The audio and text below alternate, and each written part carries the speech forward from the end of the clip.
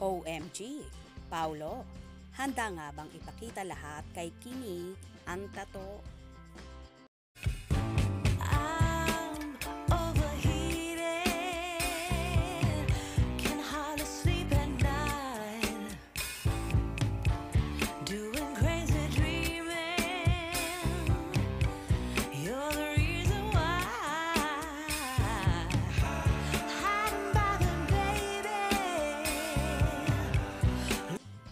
Kilig match ang netizen at fans ng tambalang hashtag Kimpao dahil sa sagot ni Paolo Avellino kay Kim Chiu nang sumalang sila sa pop quiz ng isang lifestyle magazine kasama ang co-star sa linlang na si JM De Guzman.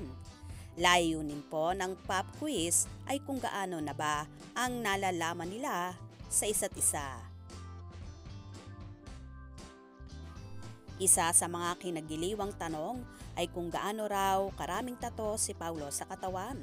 Sagot ni Paolo, hindi rin niya alam pero isinulat niya sa bond paper ay 10. Si Kim naman ay 4, habang si JM ay 6. At mukhang game naman ang aktor na ipakita kay Kimi lahat. Gusto mo makita lahat? Anya.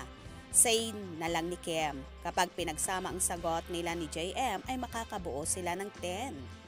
Anyway, dahil sa success ng linlang, ngayon pa lang ay inaabangan na sina Kim at Paolo sa Philippine adaptation ng What's Wrong with Secretary Kim na mapapanood sa ABS-CBN. Dahil sa chemistry daw ng dalawa ay siniship na rin sila sa tunay na buhay, lalo na't kahiwalay lang ni Kim sa kanyang ex-boyfriend na si kapuso actor Sian Lim.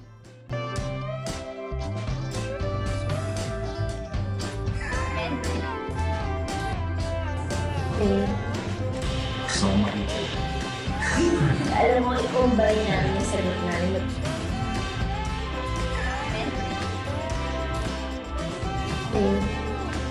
So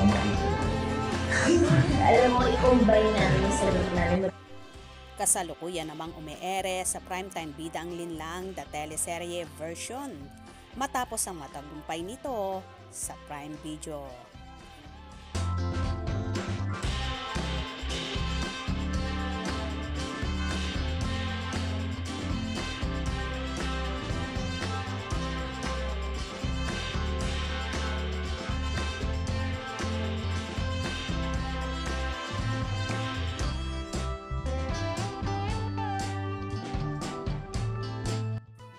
Tila handa ngang ipakita ni Paolo ang lahat ng kanyang tato.